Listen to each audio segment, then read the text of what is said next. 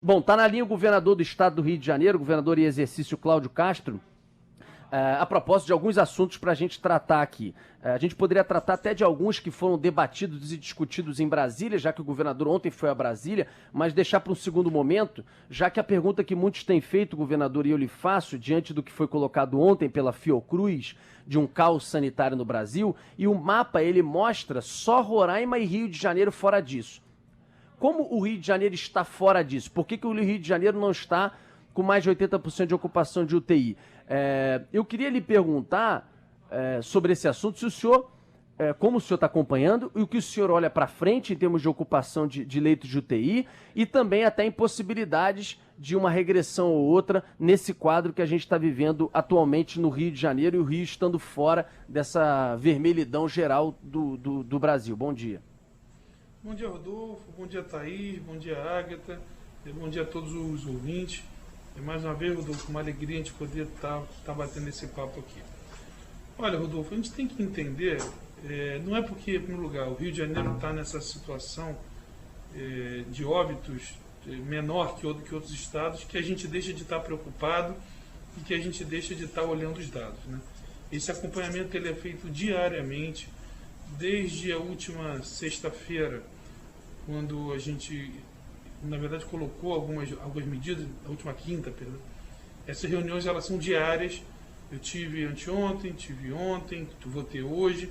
A gente tem acompanhado essa evolução dos números diariamente.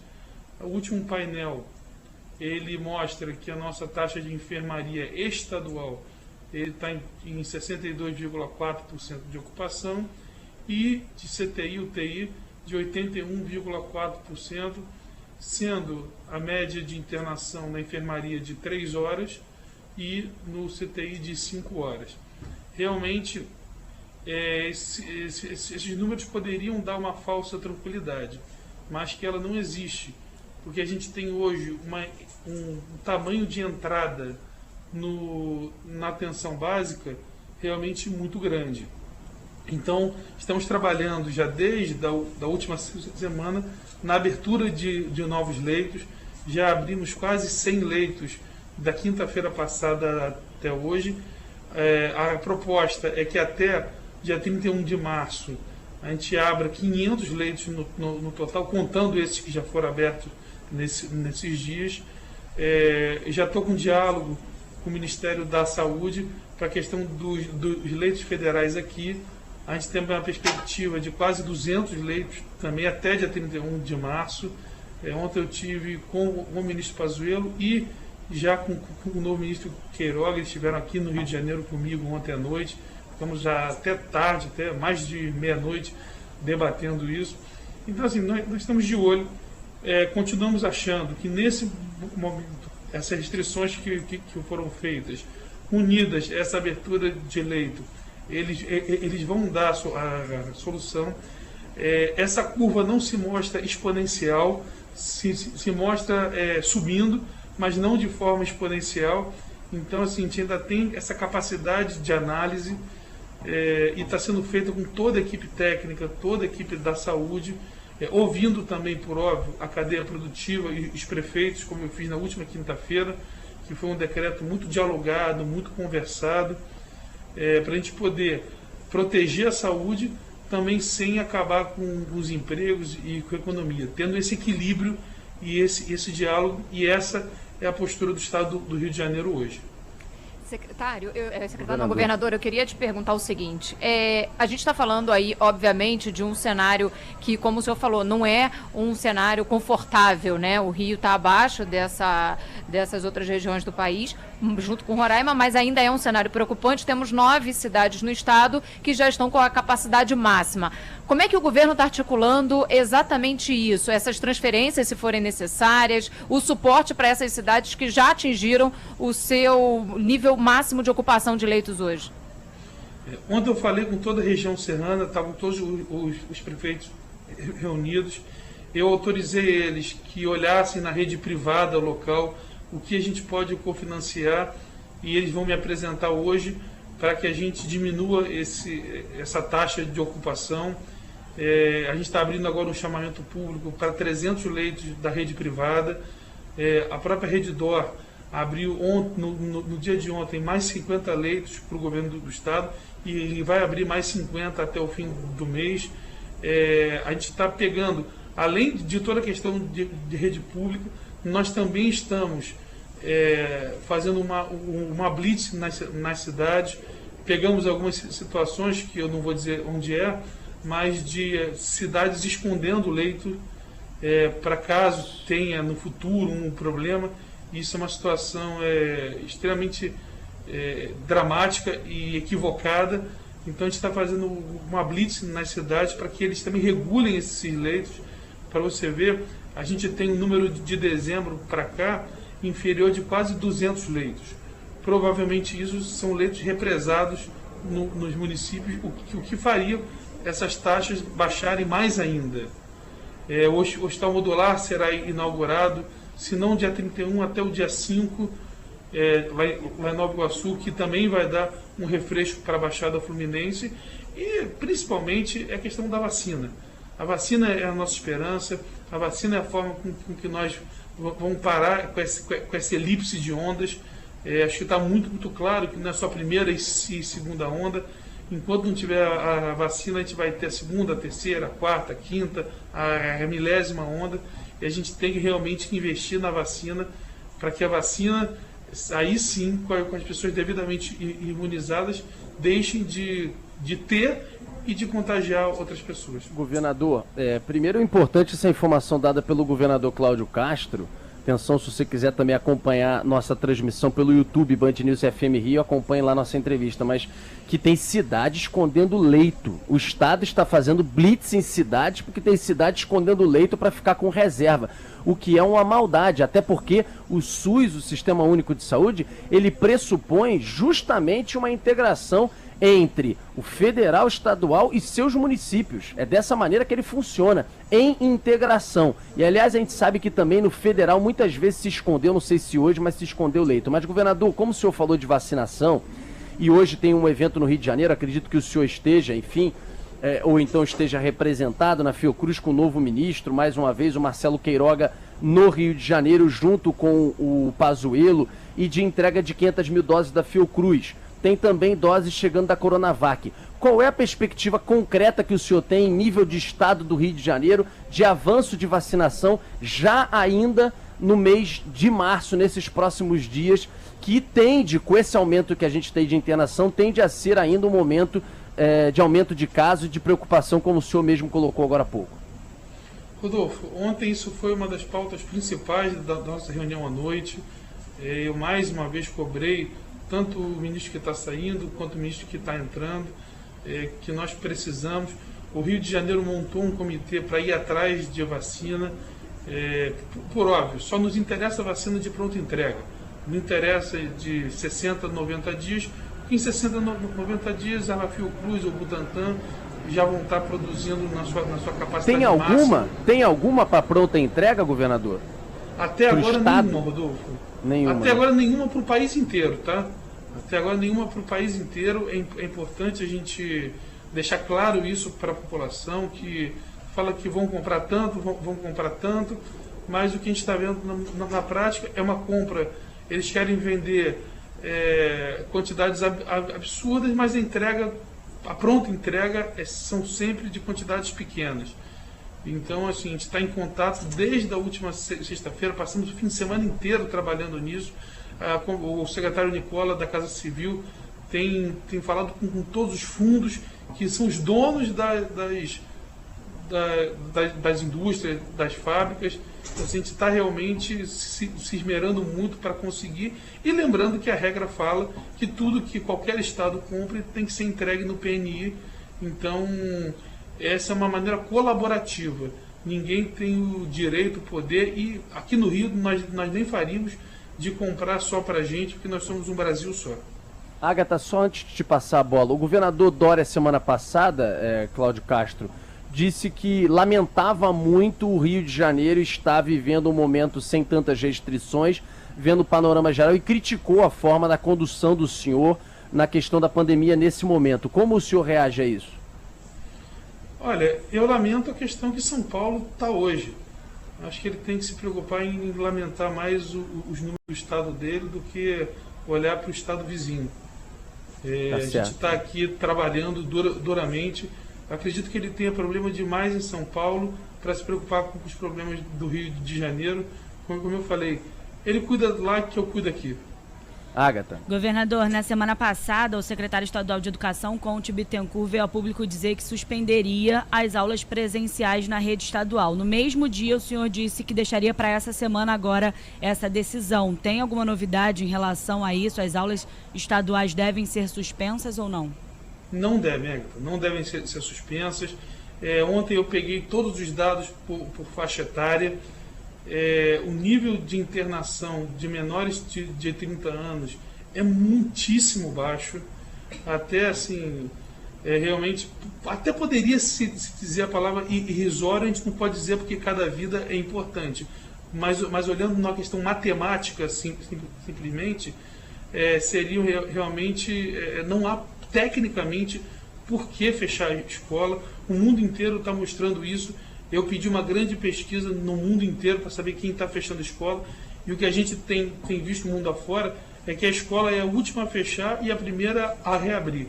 Então, no Rio hoje, com esses números, nem se pensa em fechar a escola, porque esse déficit educacional que já vem desde do ano passado, ele é quase irreparável, e a gente vai tentar manter o quanto puder, e se tivermos que fechar, caso não vai acontecer, mas chegarmos numa situação impossível, será depois a primeira coisa a ser reaberta. Thaís. Governador, eu queria perguntar em relação à fiscalização, né? Porque quando a gente fala de medidas restritivas, independentemente do grau, se é mais rígida ou não, a gente tem que vir acompanhado dessa fiscalização mais intensa, seja pela prefeitura local, seja inclusive pelo governo do estado, porque o que a gente observa no Rio é, como em outras partes do Brasil, é um descumprimento dessas regras. A gente lembra daquela imagem que ficou bastante emblemática no fim de ano do batalhão de choque em Cabo Frio, por exemplo, para tentar conter a aglomeração. Qual é agora o esquema de fiscalização para exatamente evitar que o Rio chegue à sua capacidade máxima no estado também na ocupação de leite? Thaís, tem sido conversado muito entre as nossas forças de segurança, e aí muito especificamente a Polícia Militar e o Corpo de Bombeiros, essa parceria com as guardas municipais e com as defesas civis municipais. E aqui no Rio de Janeiro, a gente teve 2 fins de semana que a coisa melhorou muito. A gente tem que reconhecer que esse trabalho em conjunto da Guarda Municipal com a Polícia Militar e o Corpo de Bombeiros fez realmente melhorar muito. Por óbvio, tem gente que ainda tenta desrespeitar isso, mas a gente tem fiscalizado duramente. A gente sabe a complexidade dessa fiscalização, às vezes dentro de comunidade. A gente recebe um monte de vídeo, um monte de foto. Nós definitivamente não estamos com os olhos fechados para isso, mesmo com a complexidade que o Rio de Janeiro a gente está batalhando para fiscalizar toda a nossa potencialidade, toda a nossa força está fim de semana para fiscalizar. Governador, a gente tem uma situação ainda nessa questão da pandemia que é o seguinte: as pessoas estão se deslocando e às vezes pedir para que elas evitem aglomeração chega a ser difícil quando você olha para o transporte público. Porque você olha para o metrô, olha para o trem da Supervia, olha para as barcas reduzindo horários, restrição de horários. Eu até por um lado, governador, eu entendo, porque as concessionárias estão dizendo o seguinte: com a pandemia, com redução de emprego e etc., a gente está com a faca no pescoço, está estranguladíssimo com redução de receita. Por outro, tem o cidadão, aquele que continua tendo que trabalhar, que se expõe, não pode parar, se parar não tem renda em casa, se parar vai ser demitido e etc., que tem que trabalhar, tem que tocar a vida, ainda mais nesse estado, como o senhor colocou, que tem permitido funcionamentos e etc, etc. Como é que fecha essa conta? Porque tem de um lado concessionária restringindo e consequentemente aumentando superlotação. A gente recebe todos os dias relatos nas barcas então, que aliás é uma bola que está quicando desde o começo do governo que o senhor participa. Quando que o governo vai botar a mão nesse negócio de barca, já que a CCR está dizendo, eu não quero mais essa concessão há anos, e não se resolve para entregar para outro, a gente está empurrando isso com a barriga durante muito tempo, e por outras concessionárias dizendo, eu não tenho dinheiro para circular com toda a minha frota monumental, porque eu tô com a faca no pescoço, tem horário que não tem demanda. Como é que equilibra essa balança? Vamos lá, Rodolfo, são 2 pontos, né? A gente tem que olhar que realmente os modais estão quebrados. Tá? Infelizmente, o Brasil foi um dos únicos países que não ajudou os modais a trabalhar. Você tem no mundo inteiro se colocando bilhões no transporte público, e no Brasil, infelizmente, mesmo o Congresso aprovando, o governo federal acabou vetando a ajuda, o que dificulta muito. Aqui no Rio, apesar de toda a crítica que se sofre, o Rio é um dos poucos estados que não tem subsídio nenhum para o transporte público. Para você ver, só nas empresas de ônibus, a cidade de São Paulo coloca em torno de 4 bi por ano. E o Rio de Janeiro, nem estado, nem município, coloca nada. Então, assim, a gente tem que saber diferenciar isso, porque realmente assim, os modais estão quebrados. A questão das barcas é uma negociação dura, difícil, que tem se arrastado mesmo, porque o Estado não tem essa capacidade de assumir o serviço, e a barca operava com 76 mil passageiros dia, passou a operar com 15 mil. Então, assim, é uma conta que não fecha.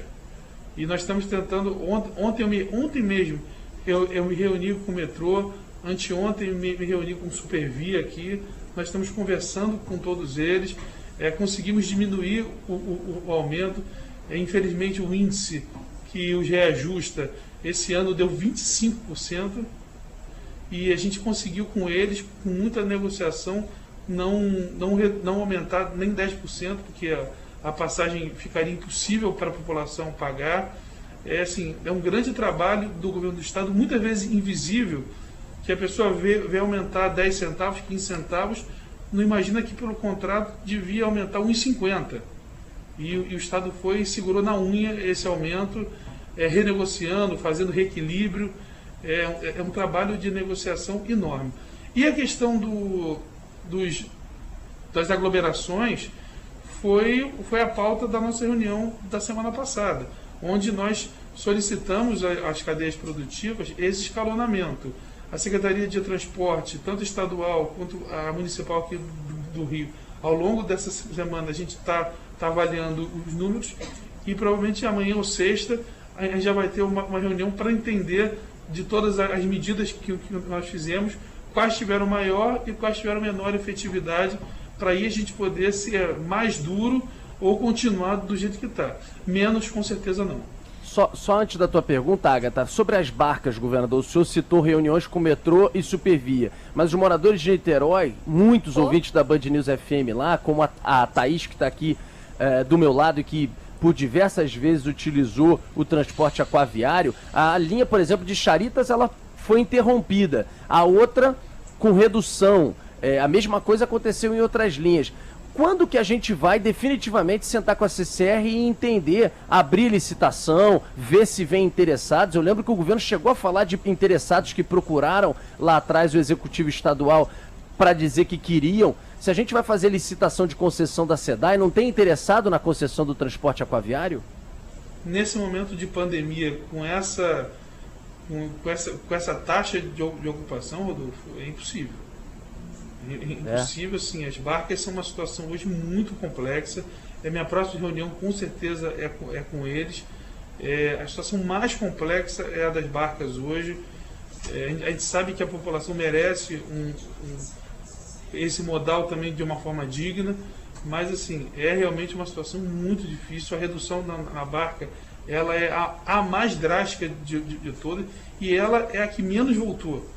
Então, assim, realmente a situação ali é muito complexa. A gente está trabalhando duramente para resolver, de reequilíbrio contratual, tudo, mas nesse momento, com essa redução drástica, é muito difícil ter alguém interessado nesse negócio. A Secretaria de Transporte, o secretário Delmo, tem se esmerado muito para a gente conseguir resolver de uma vez por todas, mas até o momento a gente não conseguiu chegar a esse consenso, que vamos conseguir, tá? A gente pede um pouquinho mais de paciência, a gente sabe que é difícil, a gente pede perdão para a população, nem tudo dá para resolver de forma rápida, mesmo eu já te conhecendo e sabendo que a sua próxima fala é que isso já está desde dia 19, exatamente. E eu não tenho como discordar dela, mas a pandemia fez 1 ano agora, né? O que gerou esse complicador muito maior de um problema que já era complexo. Agatha. Governador, o que a gente viu nas últimas 2 semanas foram problemas em campanhas de vacinação em diferentes cidades aqui. Caxias e Belfor Roxo são exemplos aí recentes. A Prefeitura do Rio, para tentar diminuir a migração das pessoas de outras cidades para se vacinar, chegou a propor um calendário unificado de vacinação para a região metropolitana. Na época, o senhor até falou que avaliaria a medida. Em que pé está isso? O governo do estado ainda avalia? Já tem alguma previsão para isso acontecer ou, de fato, não vai unificar o calendário? O governo do estado já está desenhando um calendário unificado. A questão é que a gente tem que olhar a regra do PNI. A regra do PNI é que essa responsabilidade é do município. Então, por mais que eu queira regular isso, o município adere se ele quiser. Eu não tenho poder de chegar para ele e obrigar ele a aderir um calendário único meu. Porque na prática ele vai dizer que não vai fazer e pronto. É muito mais uma questão de conversar, de negociar, de demonstrar a importância disso para cada prefeito, mas o que quiser fazer, ele vai fazer, porque o PNI, é claro, o governo federal tem uma série de responsabilidades, o governo estadual tem uma série de responsabilidades e o município outras. As nossas responsabilidades hoje, não quer dizer que a gente não vai ajudar nas outras, é receber, entregar os insumos que nós estamos entregando todos, no preço mais barato do Brasil. É importante a gente lembrar isso, até depois de tudo que a gente passou. A gente comprou os insumos a 17 centavos. Nenhum outro estado da federação conseguiu esse valor, porque a gente, em vez de ficar discutindo politicamente se a vacina ia ser de país X, Y, Z, a gente foi para comprar o que ia precisar, e a gente tem feito uma distribuição também ímpar, um sistema de logística muito bem desenhado, onde a gente distribui para cada município, para todos os municípios, perdão, em até 6 horas a vacina. Então, chegou aqui, em 6 horas, todo mundo tem vacina para já poder vacinar. O Estado não está represando nada que não seja as segundas doses, que é o que regula o PNI. Então, assim, a nossa responsabilidade, o que está sob a nossa égide, está sendo feito de uma maneira ímpar, e a gente agora está tentando ajudar os municípios também na regulação deles. Thaís. Eu ia perguntar, governador, em relação a uma polêmica que surgiu na última semana. Logo depois foi feita uma reunião conjunta do governo do estado com as prefeituras, mas a polêmica envolvia exatamente alguns dos seus secretários, o de saúde, Carlos Alberto Chaves, e também o de turismo, Gustavo Tutuca, porque se levantou a possibilidade de suspensão do recebimento de turistas, né, no Rio de Janeiro. Depois de uma palavra até um pouco mais firme do secretário de turismo, o secretário de saúde falou: não, olha, não falei que ia ter essa restrição, foi apenas parte da minha fala falando que não é o momento de viagem, de aglomeração, esse tipo de coisa.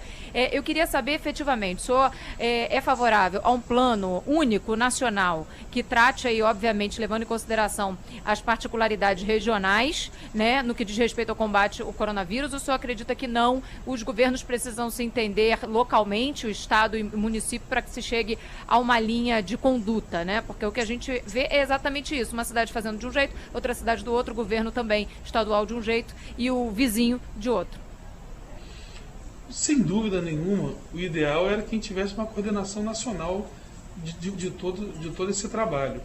Por óbvio, a gente sabe que o Covid também virou um grande cabo de guerra político.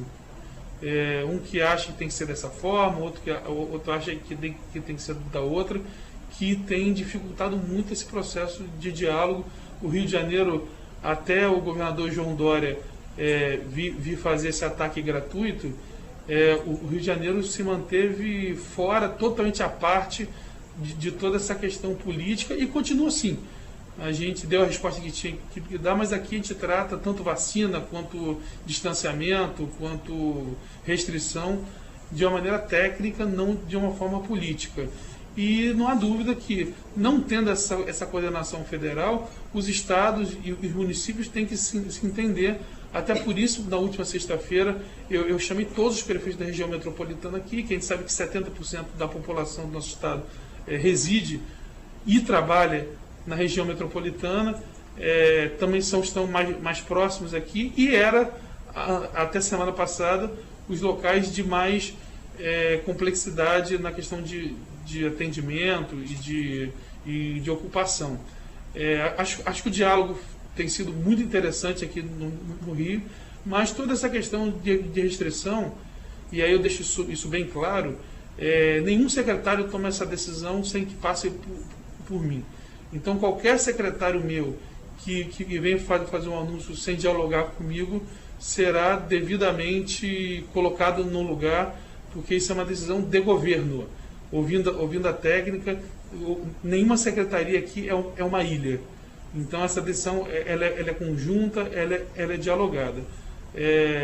Qualquer secretário que fale diferente disso está falando opinião pessoal e não opinião de governo. Governador, só duas rápidas perguntas, porque o senhor tem uma reunião. Primeira delas, hoje São Paulo colapsou. A Mônica Bergamo trouxe essa informação.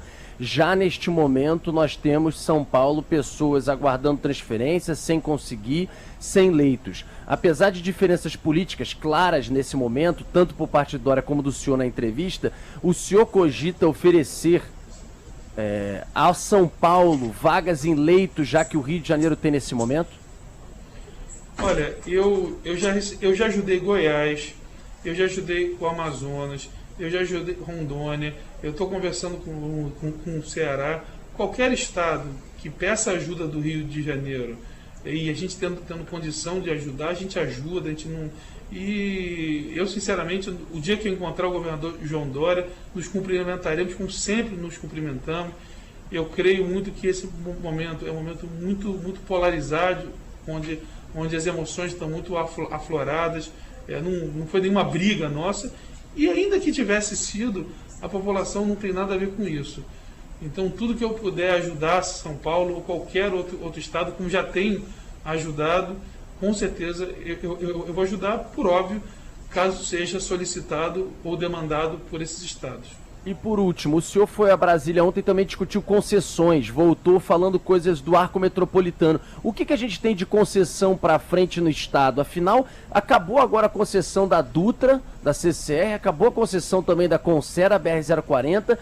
Por que o governo federal já não fez licitação, já não colocou novas concessões prometendo grandes obras, como a duplicação da Serra das Araras, que pode trazer emprego, renda para o Rio de Janeiro? O que tem de perspectiva nisso para frente? Pelo que eu entendi, Rodolfo, até no máximo fim de ano, início do ano que vem, essas que você falou já estarão licitadas. Os problemas eu não tenho como dizer que eu não estou lá na pele deles. Mas aqui no Rio nós já mandamos, até anunciamos outro dia, agora eu não tenho de cabeça, mas um pacote de concessões de estradas que já estão sendo modelados pelo BNDES. E também temos a questão da SEDAI, que já está marcado o leilão para 30 de abril. O anúncio ontem foi o anúncio que a gente foi lá negociar com o ministro. O governo do estado vai fazer um investimento de 62 milhões no arco metropolitano, fazendo toda a iluminação a LED. A prefeitura de Duque de Caxias vai fazer um investimento na casa de quase 13 milhões, colocando mais de 120 câmeras, para que a gente possa fazer esse monitoramento lá no centro de monitoramento da Baixada, que o Estado tem tocado junto com o consórcio dos municípios da Baixada. E a gente entende que o arco metropolitano é uma via fundamental para o desenvolvimento e que hoje, pela falta de segurança, acaba sendo uma via muito, muito pouco explorada. E tanto o Estado quanto o município de Duque de Caxias estão fazendo essa colaboração, não com o governo federal, mas com o desenvolvimento do nosso Estado. Enfim, também tem lá a 493, que a gente vai fazer um viaduto, investimento de mais de 100 milhões que o Estado e o município de Caxias estão colocando no desenvolvimento do Estado, independente se o equipamento é municipal, estadual ou federal. Bom, já que o senhor tem agora uma entrevista. A gente encerra agora a entrevista com o governador em exercício Cláudio Castro. Obviamente, voltaremos em algum momento a falar no ar aqui na Band News FM, diante de outros problemas, de outros assuntos, de outras questões que são colocadas pelos ouvintes. Só para finalizar mesmo, pelo amor de Deus, tem que dar um jeito no Detran, senão eu vou realmente ainda infartar aqui no ar. Eu não aguento mais problema no Detran, não aguento mais reclamação do Detran. A gente fala do Detran, uma enxurrada de mensagens. Várias na live, inclusive. Meu Deus do céu, não dá mais, governador. Pelo amor de Deus, o Detran cobra, arrecada, e é problema. Entende que não é uma conta que não fecha? E de todo jeito, né? De todos os tipos de problema, governador. A gente fala desde denúncias de fura-fila, né? De pessoas que furam a fila, até falta de impressora, como foi o caso de ontem. O Rodolfo, Thaís, Ágata, o Detran é um dos órgãos mais complicados do nosso estado. O Detran, ele está vivendo de uma coisa chamada TAC, que chama Termo de Ajuste de Contas. Isso quer dizer o seguinte: os contratos acabavam e as minhas empresas iam ficando ao longo dos anos. Só no passado foi pago R$500 bilhão em TAC. E nós, esse ano, então, já do final do ano para cá, nós já acabamos com quase todos os TACs. Isso quer dizer o seguinte: a empresa que tinha uma situação confortável lá, ela perde a boquinha. E aí ela pega os funcionários que estão e para de pagar. E aí coloca tudo contra a população, para que a população fique contra o governo. Eu sei que é uma conta difícil por ser um órgão de serviço, e o serviço tem que funcionar, mas isso é quase como uma quimioterapia que a gente está fazendo lá. Então o Detran será um órgão moralizado em pouquíssimo tempo, e infelizmente isso tem efeitos colaterais, que esse é um efeito colateral que já está sendo resolvido, mas isso é em nome de uma honestidade e de um dinheiro público gasto com muita responsabilidade e de um combate duro à corrupção. E isso às vezes tem efeitos colaterais, e infelizmente no Detran esse é um efeito colateral. Bom, vamos aguardar aí cenas dos próximos capítulos. Obrigado, governador, até a próxima. Obrigado, Rodolfo, Thaís, Ágata, e a todos os ouvintes, um bom dia.